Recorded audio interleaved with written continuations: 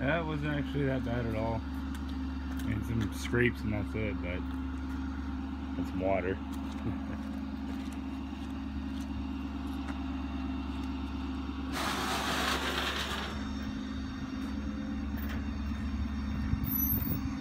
Yep, that is the end of the R3.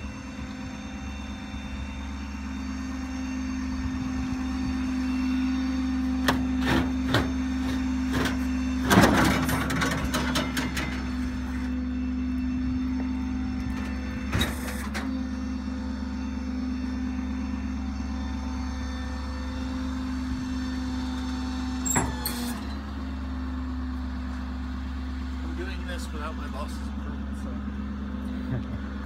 need to get it done quick.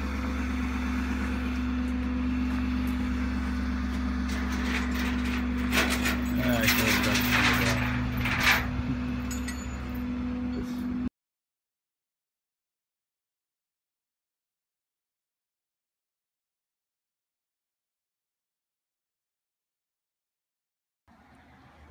Hey, what's up? So I've been saying that I'm gonna upload video for some time now, and well, I guess I should get around to making that. So here it is.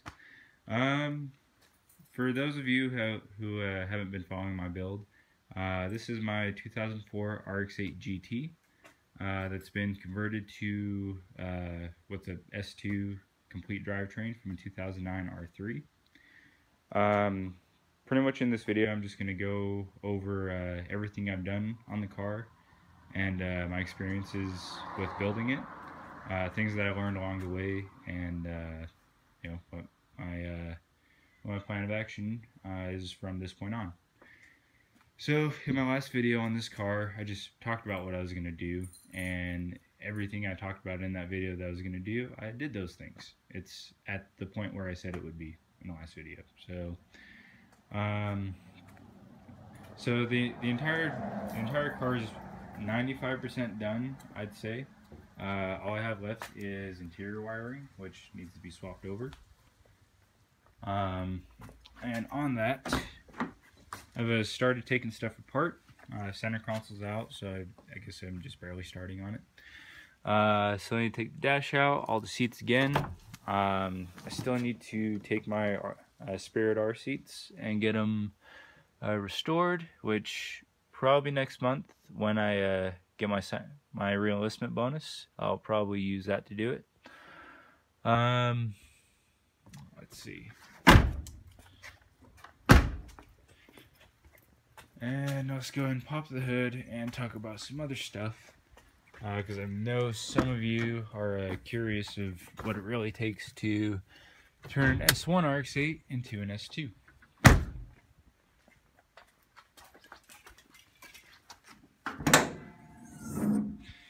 So here is a Series 2 RX-8 engine, renesis engine in a S1 RX-8 engine bay. So before anything, this entire swap is 100% direct bolt-on. I absolutely did not have to do any fabrication or modification of anything whatsoever. Everything is exactly the same as far as the chassis goes on the car. All I did was tear apart the R3 and tear this car apart. Daddy, What now? can we go home? Sure. Just give me a minute, okay? I'm almost done. Huh? That's my daughter. She's shy.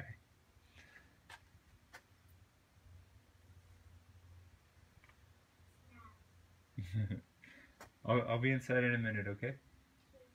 Okay, I love you.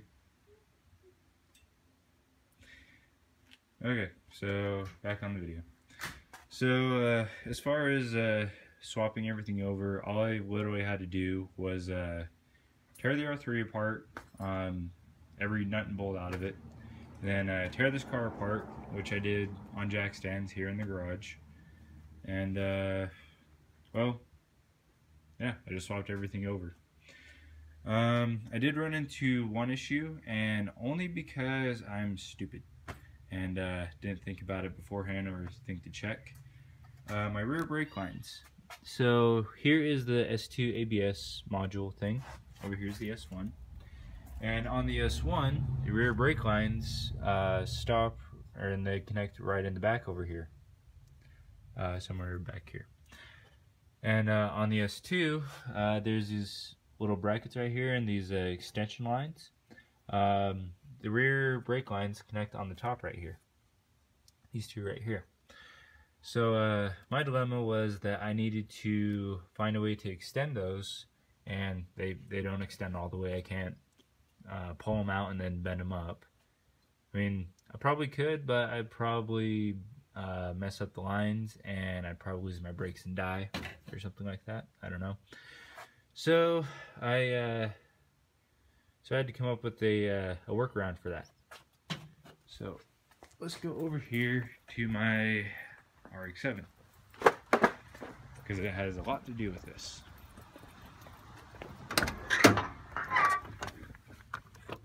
Which, by the way, this is my daily driver, and it's been awesome so far. I have a video series going on that. So if you want to check that out, feel free to. So here is a stainless steel clutch hose. So what this has to do with this RX-8, actually my R3 parts car, my last RX-7, my stainless steel clutch hose caught on fire. Why it caught on fire, I have no idea. The only theory that me or anyone else could come up with is that it grounded to the transmission and heated up and then, well, caught on fire. Now the root cause of that, I don't know why it would ground or something like that, but a lot of issues with that. It actually happened right up the street over there, and my friend Brandon towed me back here in his 240. And so far, I'm the only person I know of that's ever been towed by a 240. But these cars are light as shit, so yeah, makes sense a little bit.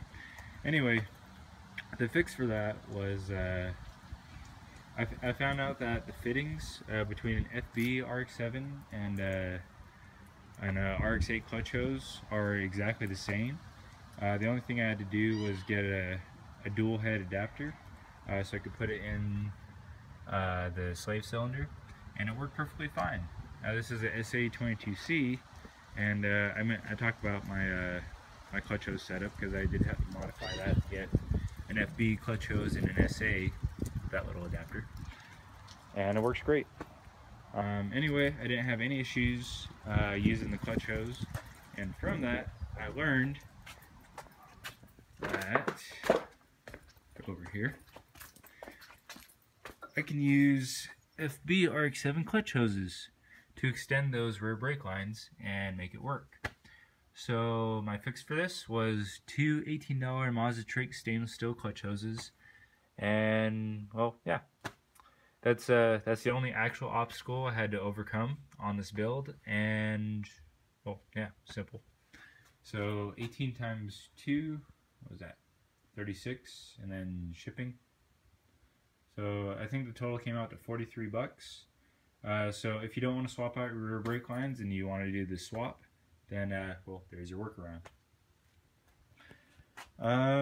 Let's see what else. I did get some new parts since the last video.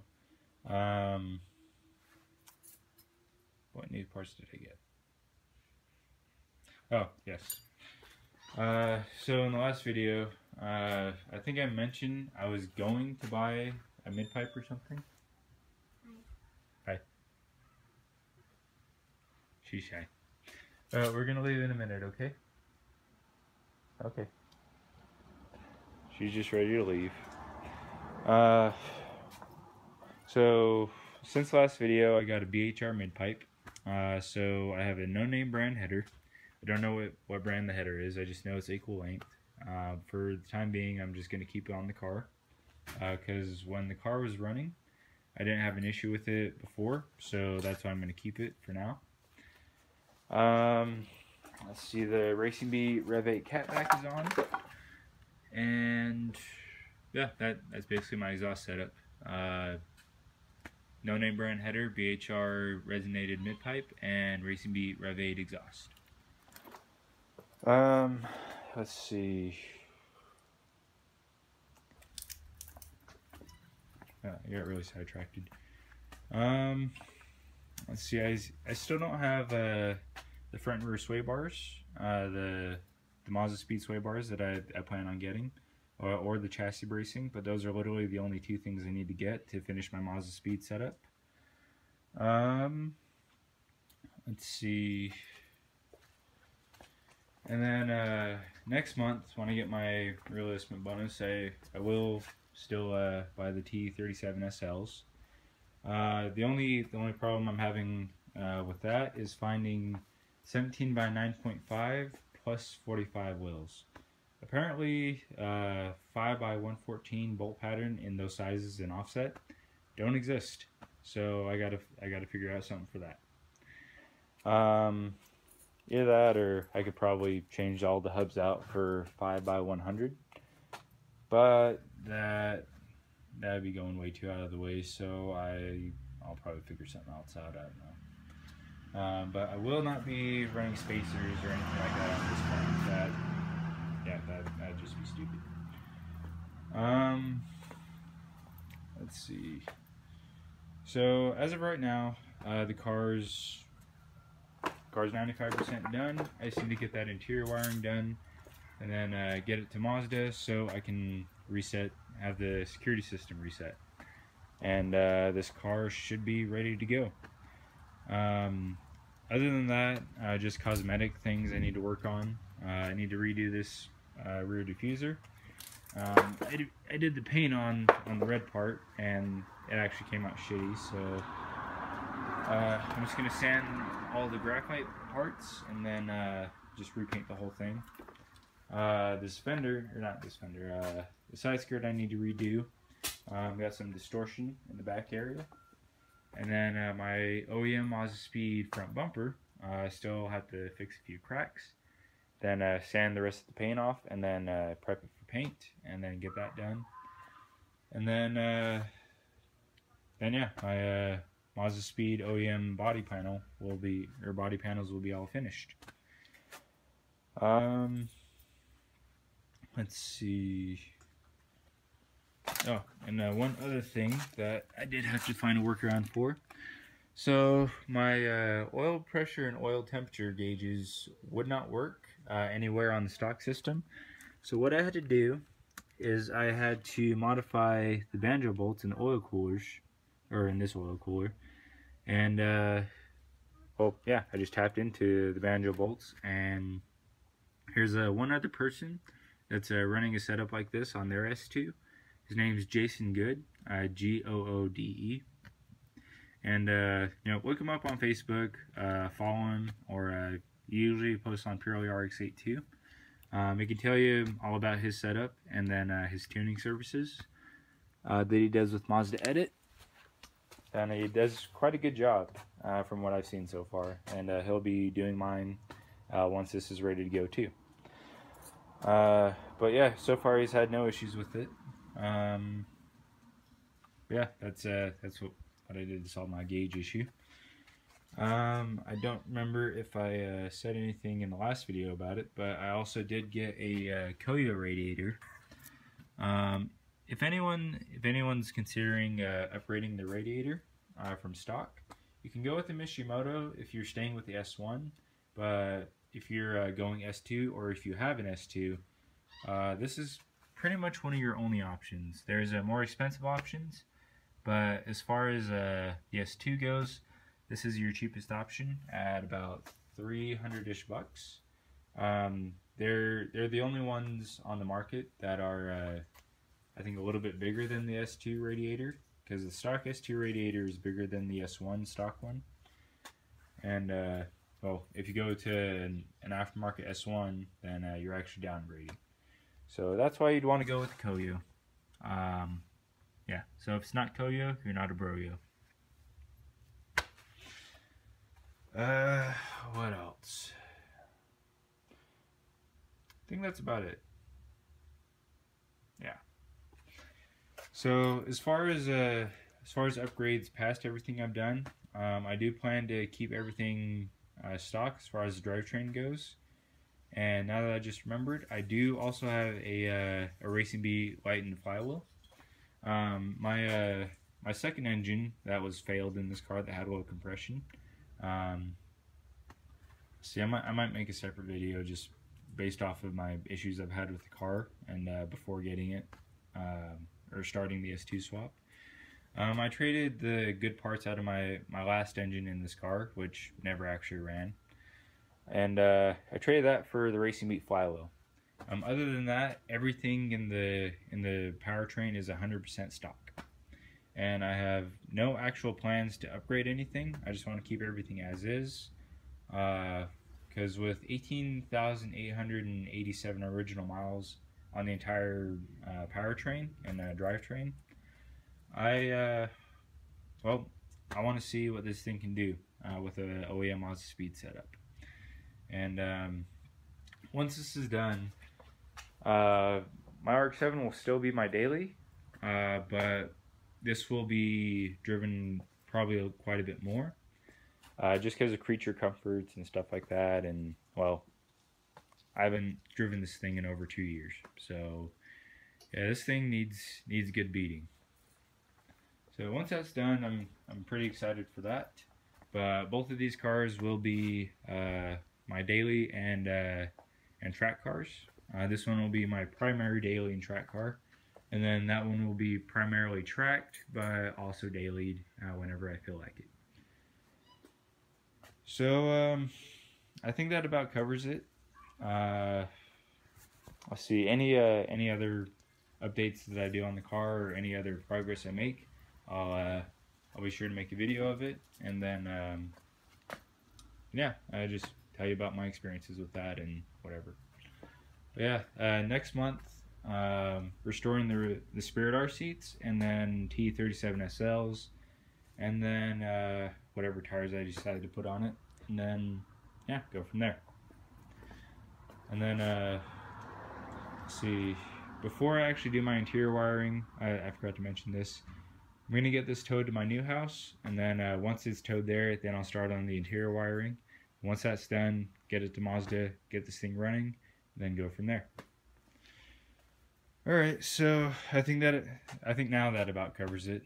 Any questions you guys have about this swap, feel free to ask. I'm more than happy to help out however I can. Because honestly, if you have a lift, then this swap is pretty damn easy. But if you did what I did, or what I had to do, which was literally build this car on jack stands in a small garage like this, then it's kind of a pain in the ass. But if you have the means, if you have a lift, then by all means, go for the swap, because there's only benefits you can gain from this, which is pretty much, it's exactly the same power output as a S1 renesis. The only difference is longevity, and I say that because there's 6 oil injectors instead of 4 to 3 per housing. Other than that, there's no actual benefit to the swap except the gearing differences in the transmission differential. Okay, enough rambling. That's it for this video. Again, if you have any questions, feel free to ask, and I'll be happy to answer them the best I can. Alright, see ya.